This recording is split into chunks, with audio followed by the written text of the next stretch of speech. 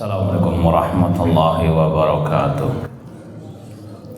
Innal hamdalillah nahmaduhu wa nasta'inuhu wa nastaghfiruh wa na'udzu billahi min syururi anfusina wa min sayyiati a'malina. Man yahdihillahu fala mudhillalah wa man yudlil fala hadiyalah. Asyhadu an la ilaha illallah wahdahu la syarikalah wa asyhadu anna Muhammadan abduhu wa rasuluh. Ya ayyuhalladzina amanu taqullaha haqqa tuqatih wa la tamutunna illa wa antum muslimun.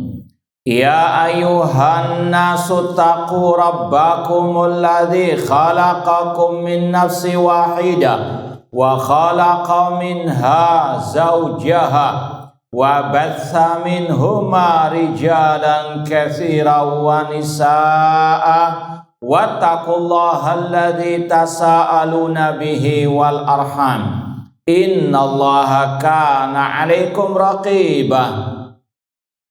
Ya ayyuhalladzina amanu taqullaha wa qulu qawlan sadida yuslih lakum a'malakum wa yaghfir lakum dhunubakum wa may yuti'illaha wa rasulahu faqad faza fawzan 'azima. Amma ba'd, fa inna asdaqal hadithi kitabullah wa khairal hadi hadi Muhammadin sallallahu alaihi wasallam wa syarrul umuri muhdatsatuha wa kullu muhdatsatin bid'ah wa kullu bid'atin dhalalah wa kullu dhalalatin finnar. Ma'asal muslimin, ikhwani fillah wa akhwati, bapak-bapak, ibu-ibu, saudara-saudariku rahimani wa rahimakumullah. Alhamdulillah, segala puji bagi Allah Subhanahu wa taala yang mempertemukan kita kembali dalam kajian kitab Ushulus Sunnah oleh Al-Imam Ibnu Abi Zamanin Al-Maliki rahimahullahu ta'ala. Semoga Allah Subhanahu wa ta'ala senantiasa memberikan kepada kita keistiqomahan dalam belajar akidah salaf dan berpegang teguh dengannya sampai akhir hayat kita nanti. Kita masih dalam pembahasan bab al-haddu ala luzumi sunnah wa tiba'il a'imah. Bab seruan untuk berpegang teguh dengan sunnah Rasul dan mengikuti pemahaman para imam-imam ahli sunnah, ulama salaf. Sampai pada halaman 27 poin ke-8. Sahih? Baik, langsung saja kita baca. Anna Umar ibn al-Khattab kana yaqul. Seperti yang kita sampaikan, kita langsung ke rawi intinya. Kita lewati sanad dari penulis bahwasanya Umar bin Khattab radhiyallahu anhu, beliau pernah berkata, inna ashabar ra'i a'da'us sunan. Sesungguhnya para penuhan akal, mereka adalah musuh-musuh sunnah Rasulullah sallallahu alaihi wasallam. A'yadhum an yahfaduha. Mereka lemah, tidak sanggup untuk menghafalkan sunnah-sunnah, hadis-hadis Rasulullah sallallahu alaihi wasallam. Wa tafallatat minhum an ya'uha. Dan mereka lemah untuk memahaminya. Wastahyau hina su'ilu an yaqul la na'lamu. Dan mereka malu ketika ditanya untuk mengatakan kami tidak tahu. Fa'aradus sunan bi ra'yihim. Maka mereka pun menentang sunnah Rasul, hadis Rasul dengan akal pikiran mereka. Kalau di footnote itu dikatakan hadza asrun dhaif, Ini kalau sanad penulis dhaif, lemah. Namun dalam cetakan yang baru, ya sudah kita sampaikan, kalau ana sendiri punya 3 cetakan dengan pentahqiq yang ini, ada cetakan terbaru. Kata pentahqiq dalam cetakan yang terbaru, hadza asarun hasanun bimajmu'i turuqihi. Riwayat ini kalau digabungkan dengan riwayat-riwayat yang lainnya, itu derajatnya naik ke hasan. Artinya bisa dijadikan hujjah. Ini kalau gampangnya. Kalau satu riwayat ini saja lemah, tapi dengan banyaknya riwayat-riwayat yang lain, itu kalau dikumpulkan derajatnya menjadi hasan. Ini sekali lagi kita serahkan kepada ahlinya, mereka yang meneliti. Bahkan kata Imam Ibnu Qayyim, wa asanidu hadil athar an Umar fi ghayatis sihah. Bahkan kata Imam Ibnu Qayyim rahimahullah, sanad-sanad kali ini bukan hanya sanad dalam kitab ini saja, banyak referensi-referensi, jalan-jalan riwayat ini kalau digabungkan, kata Imam Ibnu Qayyim, sanad riwayat ini dari Umar bin Khattab dalam puncak kesahihan.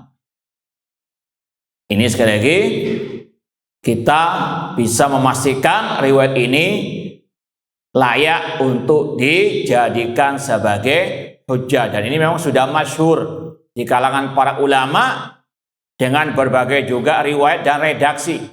Di antaranya yang sudah sering kita sampaikan, Umar bin Khattab mengatakan, iyyakum wa ashabar ra'i.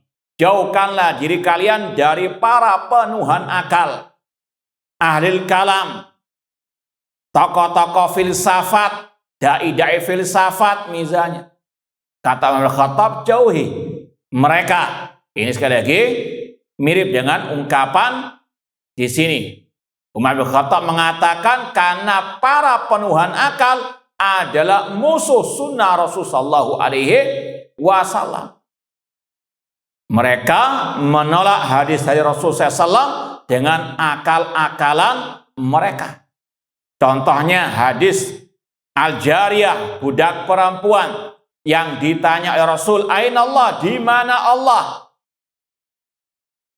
Ini hadisnya dalam Sahih Muslim. Namun ashabur ra'yi, karena nggak cocok dengan hawa nafsu mereka, akidah Allah di atas langit, mereka berusaha keras untuk melemahkan hadis tersebut. Ya, bahkan mereka tidak sungkan melawan Imam Syafi'i yang mereka tokohkan, yang bahkan ada statement dari mereka, Imam Syafi'i nggak mungkin salah, naudzubillah min dzalik. Tapi dalam bab ini mereka menyelisih Imam Syafi'i yang mensahihkan hadis tersebut dalam kitabnya atau meriwayatkan hadis tersebut dalam kitab beliau dan beliau tidaklah meriwayatkan, kata Imam As-Sabuni, tentang hadis tersebut kecuali karena Imam Syafi'i meyakini Allah fis sama. Namun demikian, a'da'us sunan, musuh-musuh sunnah Rasul, mereka asbun, mereka nekat untuk menolak hadis Rasul dengan berbagai macam alasan dan dalih.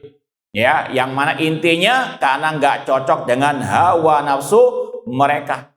Bahkan seperti yang sudah kita sampaikan juga, lebih parah dari itu, ya, statement yang mengatakan meskipun hadisnya dalam Sahih Bukhari, kalau nggak sesuai dengan perasaan zauq maka tidak diterima. Ini juga sama, musuh-musuh sunnah Rasulullah SAW. Kemudian kata beliau, ayathum an yahfaduha. Mereka ini ashabur ra'i, penuhan akal. Mereka tidak sanggup untuk menghafalkan hadis atau menjaga hadis Rasulullah SAW. Makanya kalau dai-dai penyesat umat Ya, di antara mereka asal modal retorika yang indah, nggak pakai qala Allah wa qala Rasul.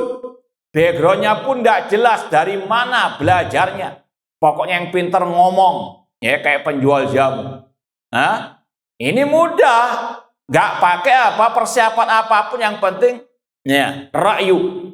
Apa kata ra'yunya disampaikan. Nggak kembali kepada mana dalilnya, mana ayatnya, mana hadisnya. Maka mereka pun nggak sanggup untuk mengikuti ulama salaf ahlus sunnah wal jamaah. Ya, kalau para ulama ahlus sunnah wal jamaah, ulama dakwah salafiyah, mereka selalu terus murojaah. Bahkan yang kita pernah dengar langsung dari Syekh Abdul Malik Ramadhani hafizallahu ta'ala, yang beliau kalau bisa dikatakan asistennya Syekh Abdul Muhsin Al-Abbad Al-Badr, ahli hadis kota Madinah. Kata beliau, kalau malam kan Syekh Abdul Muhsin Abbad, ahli hadis kota Madinah, ngajar kitab-kitab hadis. Yang pernah kita duduk bersama beliau, belajar Sunan Abi Dawud, sebagian dari Sunan Tirmidzi. Beliau maghrib seperti ini ngajar di Masjid Nabawi. Pagi harinya beliau murajaah. Di antaranya dibantu oleh tadi Syekh Abdul Malik Ramadhani. Ya, misalnya syarah hadis ini, lihat syarah Sahih Muslim, syarah Sunan Abi Dawud, beliau yang membacakan. Sekali berulama masih butuh murojaah. Ini beda dengan ashabur ra'i, culculan ada dewe pokoknya. Yang penting modal ngomong. Yang penting kayak tadi, kayak penjual jamu sudah. Asbun saja.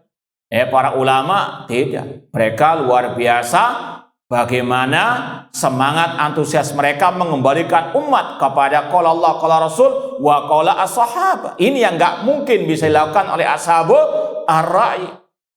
Ya, dan ini juga sebagai motivasi bagi kita yang mengaku pengikut salaf untuk murojaah, untuk terus mengulang-ulang kembali qala Allah wa qala ar-Rasul, terutama dalam muhadhar, pengajian, dalam tulisan. Jangan asbun, jangan culculan nadeg dewe. Naudzubillah min dzalik. Sekali lagi, ini masalah agama, ini urusan akhirat. Jangan sampai fasu'ilu fa'aftau bighairi ilmin. Ketika ditanya, mereka berfatwa tanpa ilmu, fadallu wa adallu, atau ceramah tanpa ilmu, atau postingan tanpa ilmu. Naudzubillah min dzalik. Ini bedanya Ahlus Sunnah as-salaf dengan ashabu ar-ra'yi. Kemudian kata beliau, wastahyau hina su'ilu an yaqul la na'lam. Mereka tidak segan-segan untuk berfatwa tanpa ilmu. Mereka gengsi kalau mengatakan ana tidak tahu, wallahu a'lam. Pokoknya asal istilahnya kalau bahasa Surabaya itu jeplak gitu aja, pokoknya asbun begitu saja. Tidak tahu apakah itu sesuai dengan dalil ataukah tidak. Fa'aradus sunan bi ra'yihim, maka mereka pun menentang sunnah Rasul dengan akal pikiran mereka. Contohnya tadi dalam bab tauhid asma wa sifat, Rasul mengatakan yanzilu rabbuna, Rabb kita turun. Kata mereka, enggak, yang turun adalah rahmat Allah. Dengan akal-akalannya. Sudah sering kita sampaikan, Rasul SAW dalam berbagai macam redaksi hadis itu tidak ada kata-kata yanzilu rahmatu rabbina atau yanzil malaku rabbina. Semua redaksinya yanzilu rabbuna. Kalau ada yang mentakwil, yang turun adalah malaikat rahmat Allah, ini namanya menentang sunnah Rasul dengan akal pikiran mereka. Itu ciri khas ashabu ar-ra'yi. Dan masih banyak yang lain. Contoh yang pernah kita sampaikan juga dalam masalah ketaatan kepada pemimpin kaum muslimin. Kalau dulu memang dikenal khawarij harokah, memang tabiat watak mereka tidak mau mendengar dan taat kepada pemimpin kaum muslimin kalau bukan dari golongan mereka. Namun sekarang mulai merasuk ke dalam diri orang-orang yang mengaku salafi ahlus sunnah dengan celotehan kita mau dengar dan taat kalau ada maslahat. Ini ya, dengan apa? Akal-akalannya sendiri. Tidak ada dalil dari ayat, dari hadis taat kepada pemimpin kalau ada maslahat. Yang ada itu wasam wa ta'ah, ya, mendengar dan taat dalam hal yang tidak maksiat kepada Allah Subhanahu wa taala. Alal mar'il muslim asam wa ta'a fi ma ahba wa kariha illa an yu'mara bi maksiatin. Ini mulai yang mengaku salafi namun apa ikut aklani, penuhan akal. Naudzubillahi min dzalik. Baik, kita pindah poin yang ke-9. Dan inti semuanya tadi sama dengan yang pertama-tama, yaitu kewajiban ittiba'us sunnah, meninggalkan segala sesuatu yang bertentangan dengan sunnah Rasulullah SAW. Riwayat ini sampai kepada Ali bin Abi Thalib radhiyallahu anhu, arsala Abdullah ibn Abbas ila aqwamin kharaju. Ali bin Abi Thalib pernah mengirim Abdullah bin Abbas radhiyallahu anhum kepada para kelompok Khawarij yang ingin memberontak kepada beliau.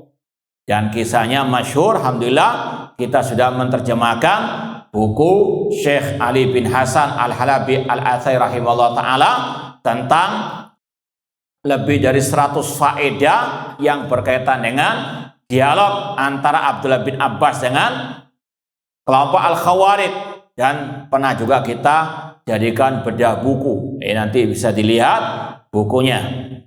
Kalau yang belum punya silakan daftar, masih ada insyaallah di perpustakaan anak. Nah, faqala lahu, maka Ali bin Abi Thalib sebelum mengutus Abdullah bin Abbas, beliau memberikan petuah, wasiat, nasihat, masukan. In khasamuka bil Qur'an fakhasimhum bis sunnah. Kalau mereka mendebatmu, kalau mereka kelompok Khawarij mendebatmu dengan ayat-ayat Al-Quran, maka jawablah, debatlah mereka dengan sunnah Rasulullah SAW. Ikhwani fillah wa akhwati rahimani wa rahimakumullah. Inti dari pembahasan ini sama dengan yang pertama, bahwasanya as-sunnah itu tufassirul Quran. As-sunnah itu yang mentafsirkan Al-Quran. Kalau ahlul bidah mentafsirkan Al-Quran dengan hawa nafsu, akal-akalan mereka, maka kembalikanlah kepada sunnah Rasulullah SAW. Contoh yang kemarin sudah kita sampaikan, kelompok Al-Khawarij, ya, misalnya mereka mentafsirkan ayat wa man lam yakum bima anzalallah faulaika humul kafirun. Barang siapa yang tidak berhukum dengan hukum Allah maka kafir. Ini kata Imam Al-Ajurri, subahnya Khawarij sepanjang masa. Kalau ada pemimpin nggak berhukum dengan hukum Allah, langsung dikafirkan secara mutlak. Maka kalau ada orang-orang yang memakai ayat itu dengan mengkafirkan secara mutlak penguasa yang tidak berhukum dengan hukum Allah, kita kembalikan kepada sunnah Rasul.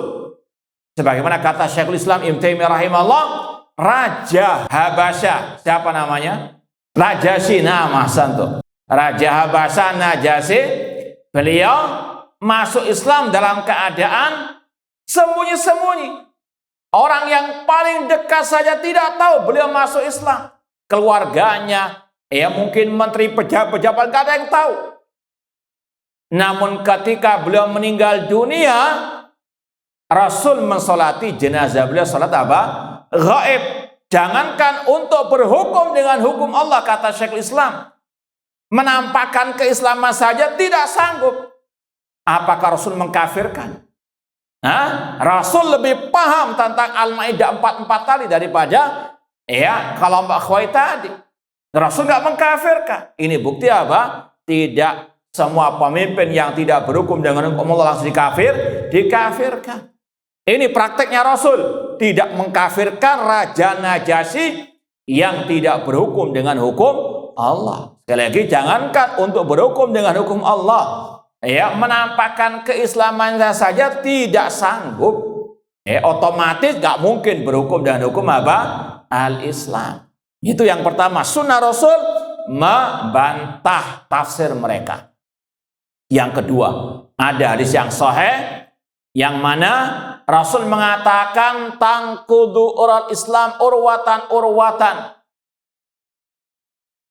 Ikatan Islam itu akan terputus satu persatu, terurai satu persatu.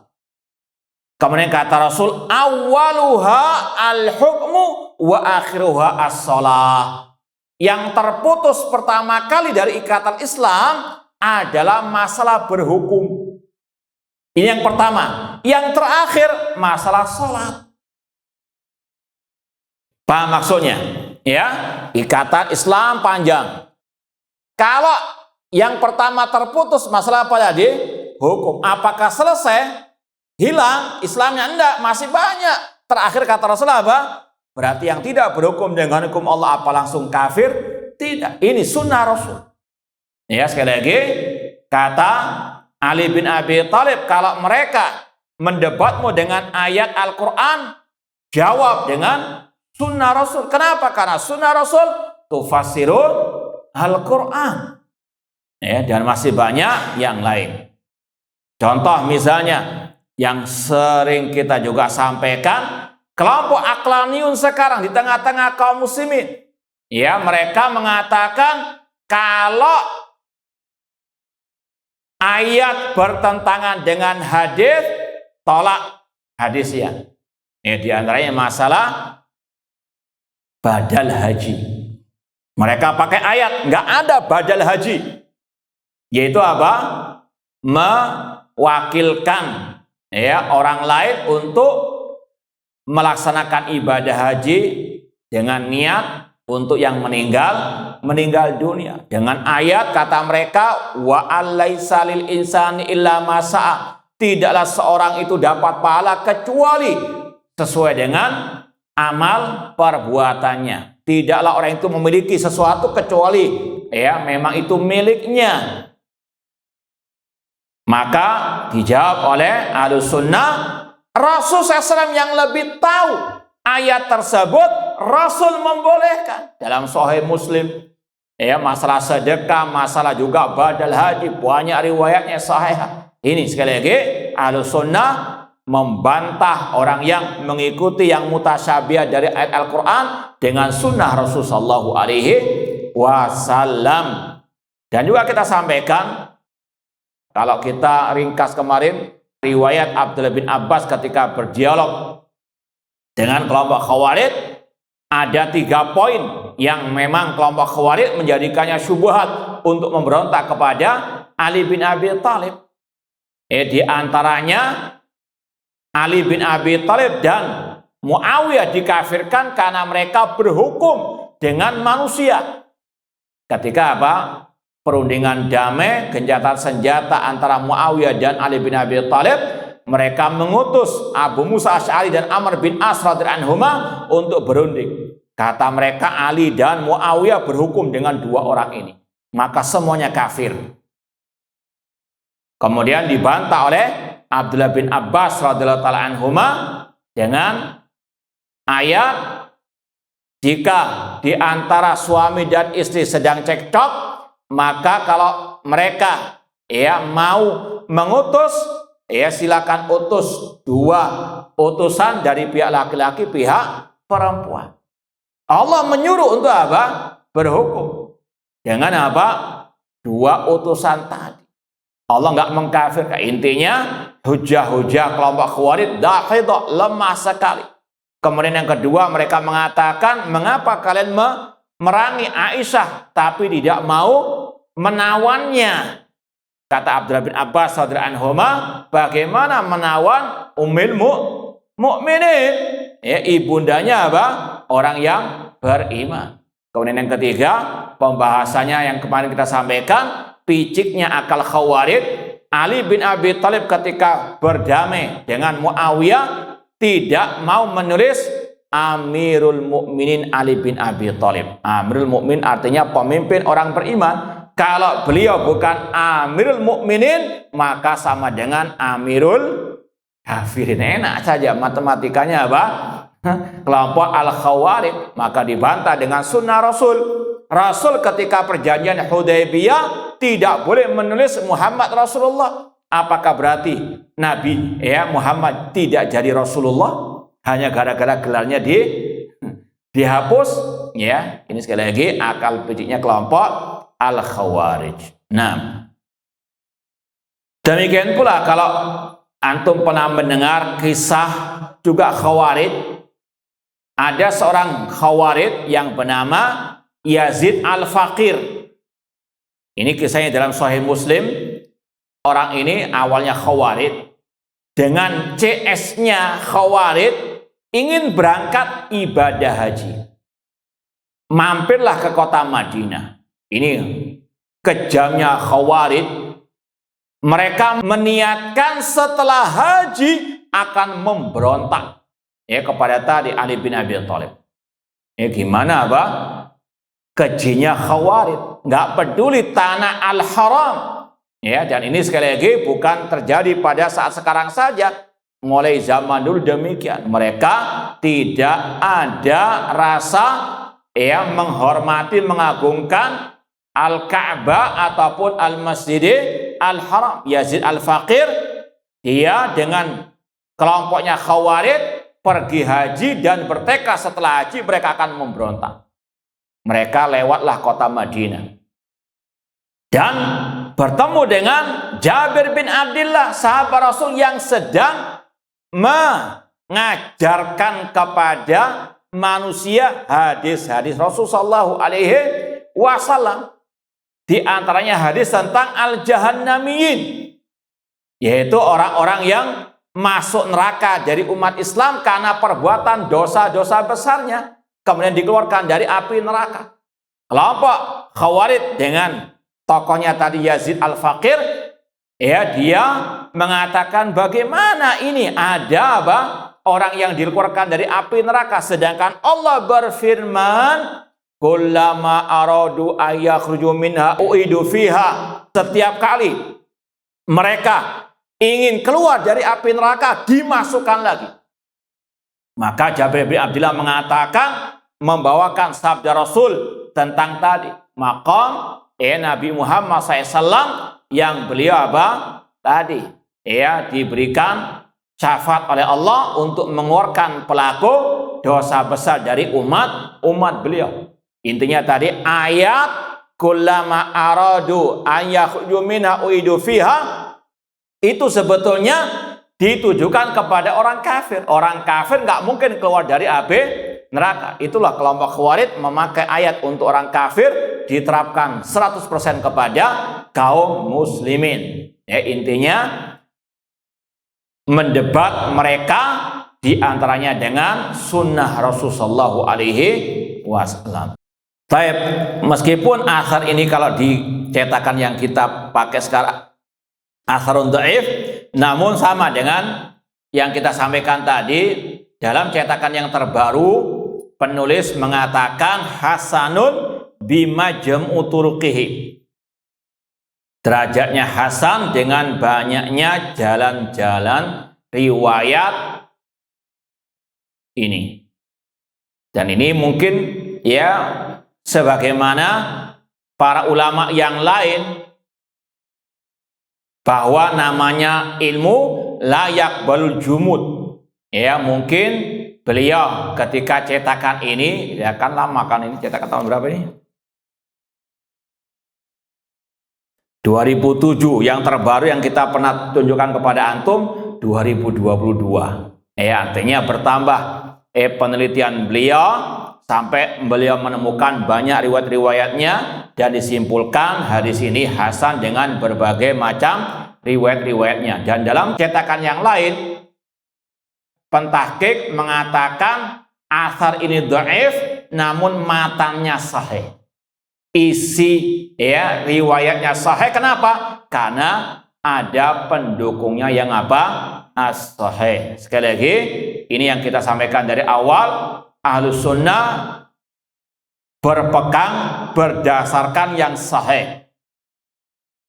Kalaupun disampaikan yang dhaif itu ya hanya untuk sampingan, yang penting adalah ada pendukungnya yang apa? As-sahih. Adapun yang dhaif nggak ada sama sekali penguat pendukungnya ya, dari ayat atau dari hadis, maka tidak dipakai. Nah, riwayat yang ke-10 dari Abdullah bin Mas'ud radhiyallahu anhu, beliau berkata, la ya'ti alaikum amun illa alladhi ba'dahu syarrun minhu.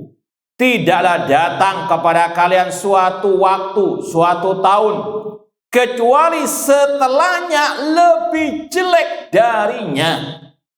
Ya, ini sunnatullah. Kemudian beliau mentafsirkan apa maksud lebih jelek dari sebelumnya. Apakah ekonominya lebih jelek? Apakah teknologinya lebih jelek? Tidak. Yang dimaksud dengan yang lebih jelek dari sebelumnya, la'akni aman akhsaba min am. Aku, kata Abdullah bin Mas'ud, tidak memaksudkan tahun yang lebih subur dari tahun sebelumnya, wala amtar min am, bukan karena masalah banyak hujannya, walakin zahabu ulamaikum wa khiyarikum, namun hilangnya, meninggalnya ulama kalian dan orang-orang terbaik dari kalian. Ini sekali lagi, kalau dalam footnote itu antum melihat footnote-nya yang halaman sebelahnya itu. Ada asarun ya dhaif, namun sekali lagi riwayat yang lain menunjukkan kesahihannya. Syekh Abdul Malik Ramadhani membawakan riwayat ini dalam kitab beliau Situ Durar min Usuli al-Athar. Ya, nanti kalau antum punya kitab Situ Durar min Usuli al-Athar, beberapa riwayat dalam kitab ini ada dalam kitab Situ Durar, dan beliau menyebutkan ya ucapan ulama yang mensahihkan. Di antaranya di sini beliau membawakan ucapan Al-Hafidz Ibnu Hajar Asqalani rahimahullah, bahwasanya Al-Hafidz Ibnu Hajar Asqalani rahimahullah menghasankan riwayat ini. Wallahu ta'ala alam. Kemudian kalaupun seandainya hadis ini, riwayat ini tidak sahih, maka ada penguat dari hadis Rasul dalam Sahih Bukhari tentang innallaha la yantazil ilma intiza'an. Allah tidak mencabut ilmu agama ini secara apa? Langsung. Walakin yantazil ilma biqabdil ulama. Namun Allah mencabut ilmu agama dengan mewafatkan para al-ulama. Ini mirip dengan yang disampaikan oleh Abdullah bin Mas'ud radhiyallahu anhu, bahwasanya semakin hari semakin jelek keadaan umat, yaitu apa? Berkurangnya ilmu, berkurangnya para al-ulama. Ya, contoh di abad ini saja, ya setelah meninggalnya 3 imam Ahlussunnah, Syekh Abdul Aziz bin Baz, Syekh Al-Albani, Syekh Muhammad bin Sayyid rahimahullah ta'ala, belum ada pengganti yang ya sederajat dengan salah satu dari mereka. Semakin berkurang.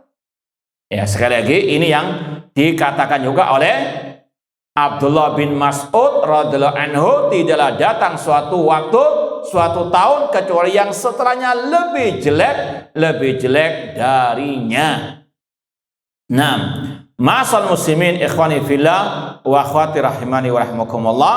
Ini kalau dalam kitab tadi Situ Durar min Usul al-Athar oleh Syekh Abdul Malik Ramadhani, riwayat ini dibawakan dalam bab Nailu Sudad bil ilmi, meraih kemuliaan dengan al-ilmu. Artinya umat Islam akan jaya kalau umat kembali kepada ilmu agama ini. Dan ilmu agama ini maksud qala Allah wa qala Rasul wa qala as-sahabah. Dan ini berdasarkan firman Allah, yarfa'illahu alladhina amanu minkum walladhina utul ilma darajat. Allah mengangkat derajat orang yang beriman di antara kalian dan yang diberi ilmu. Imam Malik rahimahullah ketika mentafsirkan ayat narfa'u darajatin man nasya'a bil ilmi, kata Allah kami angkat mereka dengannya, kata Imam Malik bil ilmu, dengan ilmu akan diangkat derajat umat Islam, bukan dengan ekonomi, bukan dengan politik, namun dengan al-ilmu. Itu janji Allah, narfa'u darajatin man nasya. Makanya dakwah salafiyah sangat getol, sangat semangat, antusias menyebarkan ini. Ini bedanya dakwah salafiyah dengan dakwah harokiyah. Ya, dakwah harokah kalau untuk demo, seminggu mau mereka tiap hari demo. Semangat luar biasa. Tapi kalau untuk thalabul ilmi, secara umum malas-malasan. Kajian rutin malas-malasan. Dakwah salafiyah terkenal dengan tadi semangatnya belajar ilmu. Karena ini adalah apa tadi? Usul, prinsip Ahlussunnah tentang kejayaan umat gak akan mulia, gak akan jaya kecuali dengan al-ilmu. Sebagaimana kata Abdullah bin Mas'ud di sini, bahwasanya ilmu itu semakin berkurang, maka harus menjadi cambuk bagi salafiyin untuk terus semangat menimba ilmu agama, dan tentunya ilmu agama yang berdasarkan qala Allah wa qala Rasul wa qala as-sahabah. Kemudian kata beliau, walakin dhahabu ulamaikum wa khiyarikum, yang dimaksud semakin hari semakin jelek karena berkurangnya para ulama, banyak para ulama yang meninggal dunia. Summa yuhdisu qaumun yakisunal umur bira'yihim, kemudian datang sekelompok manusia yang mengkiaskan segala sesuatu dengan akal pikiran mereka. Fayuhdamul Islam wa yuslam, sehingga dihancurkan Islam dan istilah Islam ini dibuat cacat ataupun luka ataupun lubang yang sekali lagi ini mengurangi kejayaan umat. Umat nggak akan jaya tanpa al-ilmu. Makanya Syekh Muhammad bin Utsaimin rahimahullah pernah berkata, la yakumuddin illa bi amrain, agama Islam nggak akan tegak kecuali dengan dua, bil ilmi wal bayan wa sayfi wasinan, ilmu dan keterangan, dan yang kedua pedang dan senjata. Dan kata beliau, pedang dan senjata tidak mungkin bisa menang tanpa yang pertama, al-ilmu qoblal qawli wal amal. Maka sekali lagi ini yang harus betul-betul ditegaskan kepada umat. Inti dari pembahasan yang poin ke-10 ini, riwayat ke-10 ini sama dengan sebelumnya, agar umat kembali kepada ilmu, dan ilmu itu tidak lain tidak bukan Al-Quran yang ditafsirkan oleh As-Sunnah, dan dua-duanya dipahami dengan pemahaman al-a'immah, para imam-imam Ahlus Sunnah wal Jamaah.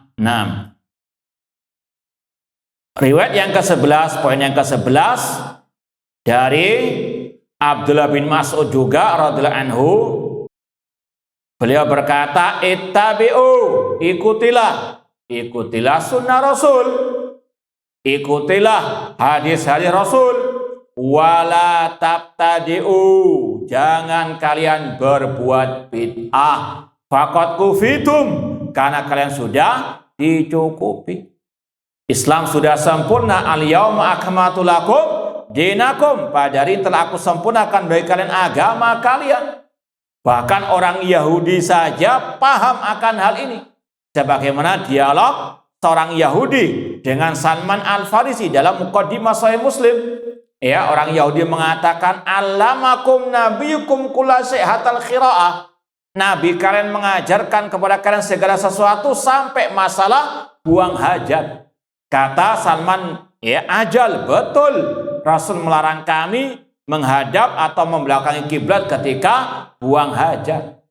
Ini saja sekali lagi menunjukkan bagaimana kesempurnaan al-Islam faqad kufitu. Maka tidak boleh mengarang-arang hal yang baru dalam urusan agama, baik dalam masalah akidah, ibadah ataupun metode dakwah. Semuanya sudah dicukupi oleh Al-Quran dan Sunnah Rasulullah SAW. Bahkan Abu Dzar radhiyallahu anhu pernah berkata, tarokana Rasulullah SAW wa mata'irun yuqallibu janifil hawa illa waqad bayyana lana anhu ilman.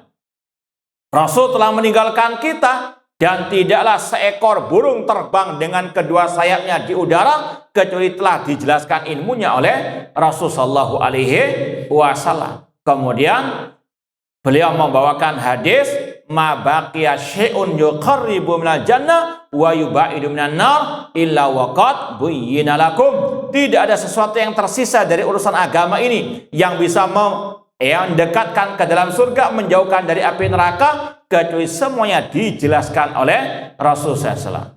Sebetulnya enak tugas orang muslim hanya apa? Ittiba, mempelajari apa kata Allah, kata Rasul dengan pemahaman para salafus saleh, kemudian mengikuti, nggak usah apa ngarang-ngarang yang baru. Faqad kufitum ittabi'u wala tabtadi'u faqad kufitum.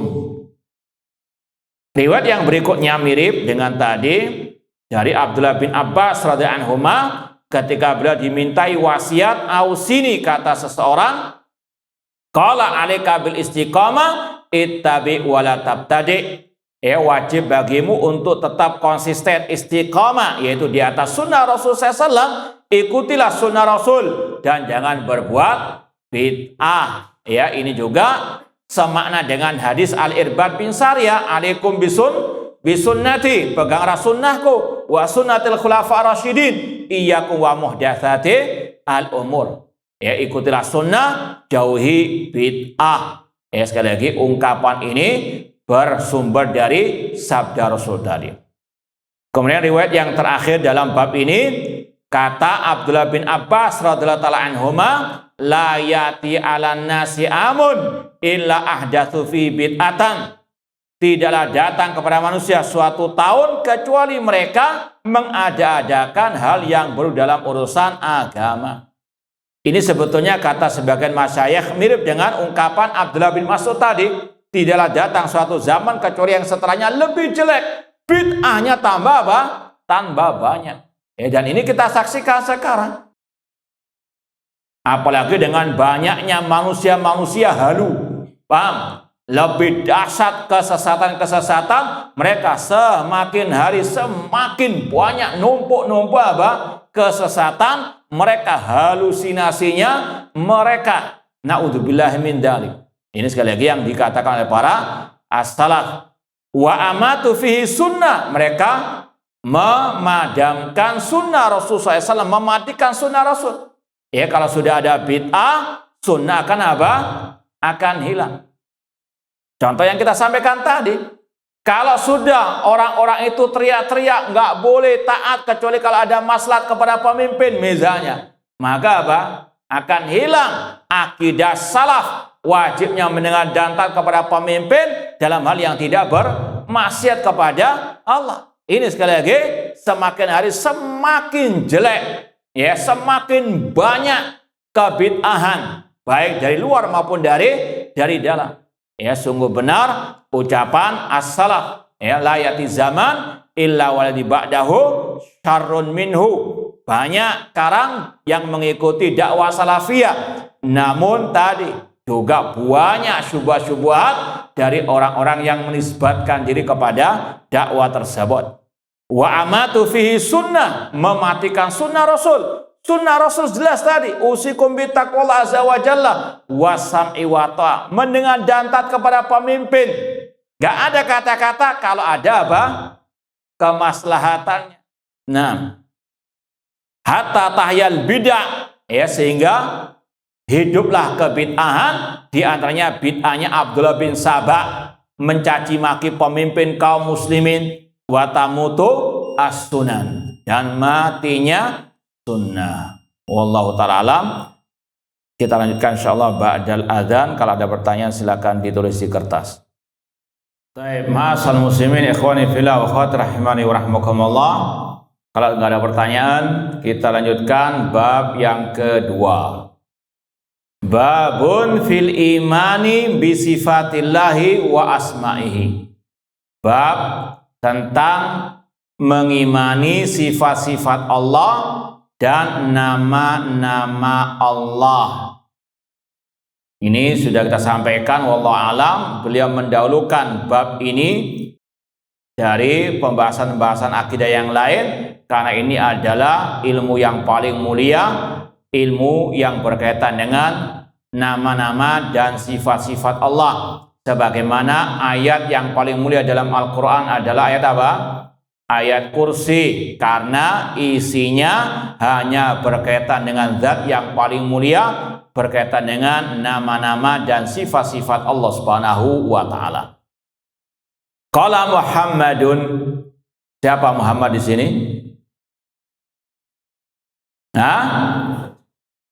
Jangan salah, ini muallif sendiri. Ya, kalau antum buka covernya, nama beliau apa? Muhammad ibnu Abdullah ibn Abi Zamanin al-Andalusi.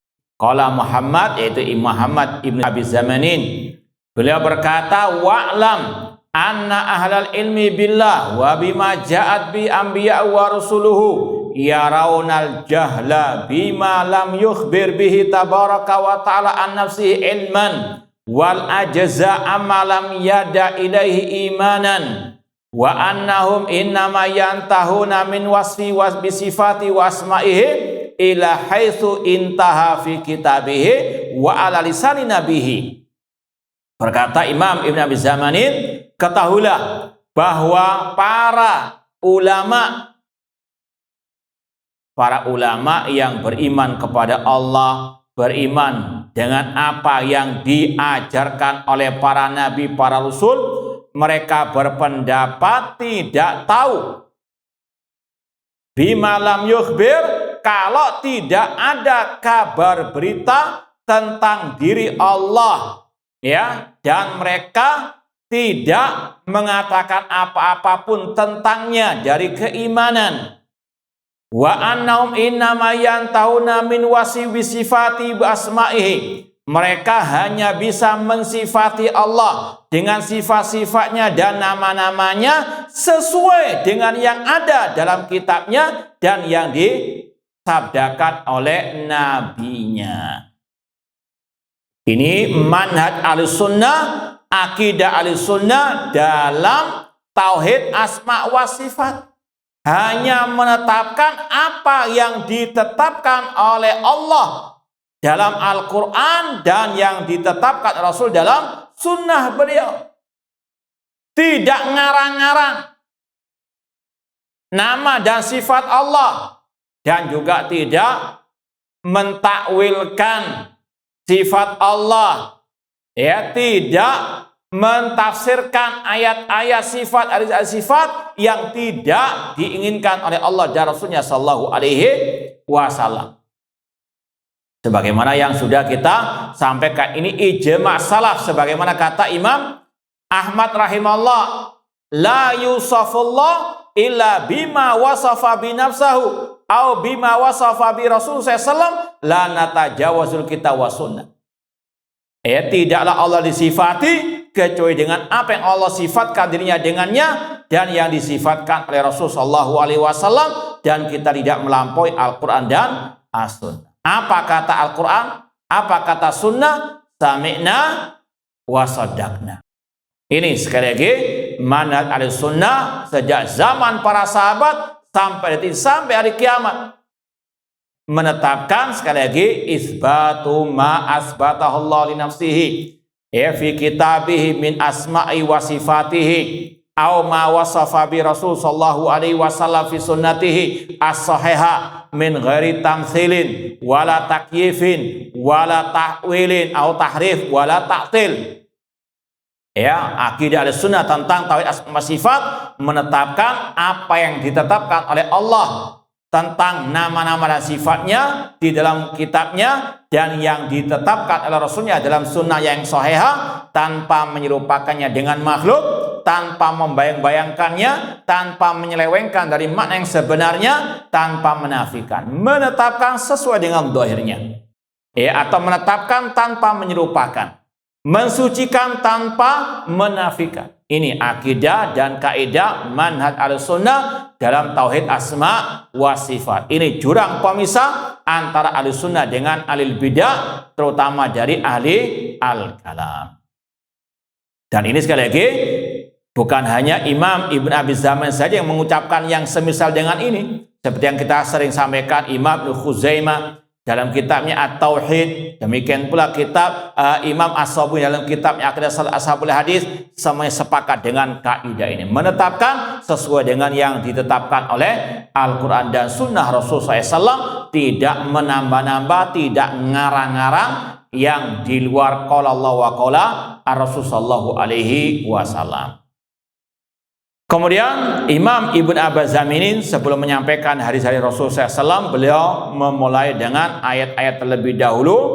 Wa qad qala wa huwa asdaqul qailin, dan sungguh Allah telah berfirman dan Allah yang maha benar ucapannya, kullu syai'in halikun illa wajha, segala sesuatu akan binasa kecuali wajah Allah. Dalam pembahasan ini ada dua poin yang ingin kita sampaikan. Yang pertama, penetapan sifat wajah bagi Allah. Sebagaimana kata Imam Ibn Abi Zamin tadi, Ahlussunnah menetapkan apa yang Allah katakan, yang dikatakan Rasul SAW. Allah punya sifat wajah sesuai dengan kebesarannya, tanpa diserupakan dengan wajah makhluk, tanpa dibayang-bayangkan, tanpa diselewengkan dari makna yang sebenarnya, tanpa dinafikan. Sebagaimana juga ayat yang lain, wa yabqa wajhu rabbika dzul jalali wal ikram, dan ini yang juga ditetapkan oleh ulama-ulama salaf yang lain. Bahkan Imam Abul Hasan Al-Asy'ari dalam kitab beliau Maqalatul Islamiyin mengatakan wa anna lahu wajhan, Allah memiliki wajah, dan membawakan dalil ayat yang kita baca tadi tanpa ada takwil. Sebagaimana Imam Ibn Abi Zaman di sini tanpa ada takwil sudah sampaikan ayat sesuai dengan zahirnya, dan itu yang dipahami oleh ulama salaf. Allah punya wajah sesuai dengan apa? Kebesarannya. Gak ada takwil-takwil di sini. Ini yang pertama, penetapan sifat wajah bagi Allah. Kemudian ada pembahasan yang lain, ini nyambung dengan ayat yang berikutnya. Kul ayu syai'in akbaru syahada. Katakanlah, adakah sesuatu yang paling besar persaksiannya? Kulillah, katakan Allah, syahidun baini wa bainakum, dia saksi antara diriku dan antara kalian. Di sini ini kalau tidak salah pernah kita bahas dalam kira-kira kitab apa? Al-Mukhtar fi Usuli Sunnah. Dalam kitab At-Tauhid oleh Imam Bukhari ada pembahasan Allah syai'. Kalau terjemahnya syai' itu sesuatu. Allah itu syai' sesuatu. Allah yang mengatakan demikian. Kul ayu syai', katakanlah adakah sesuatu yang paling besar persaksiannya? Allah.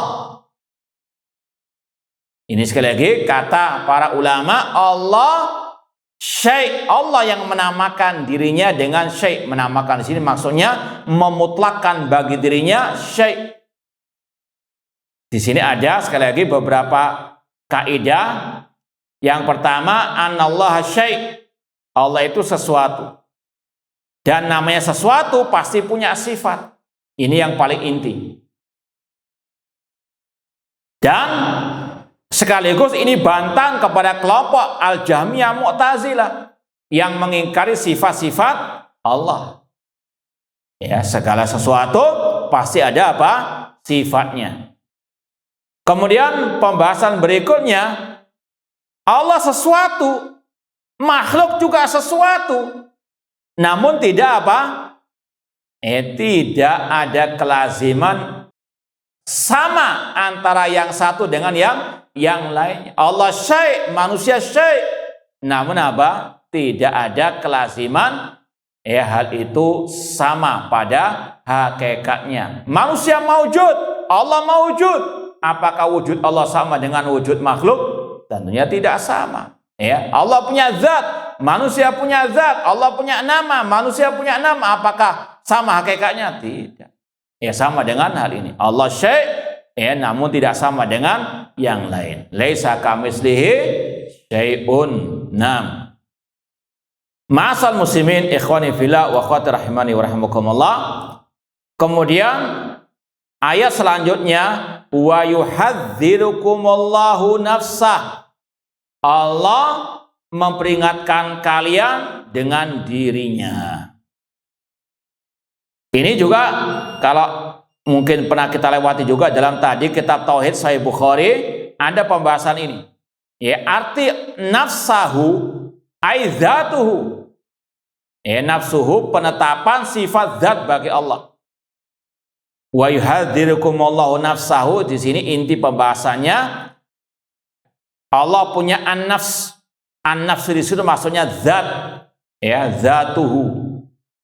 Wallahu ta'ala alam. Ini yang mungkin bisa kita sampaikan. Kurang lebihnya mohon maaf, dan insya Allah minggu depan kita libur dulu biar adil dengan Selasa Rabu. Nah, wallahu alam, semoga bermanfaat waktu kita dan diberkahi oleh Allah Subhanahu wa taala. Kurang lebihnya mohon maaf. Wa jazakumullahu khairan. Aqulu qouli hadza wa akhiru da'wana anil hamdulillahirabbil alamin. Wassalamualaikum warahmatullahi wabarakatuh.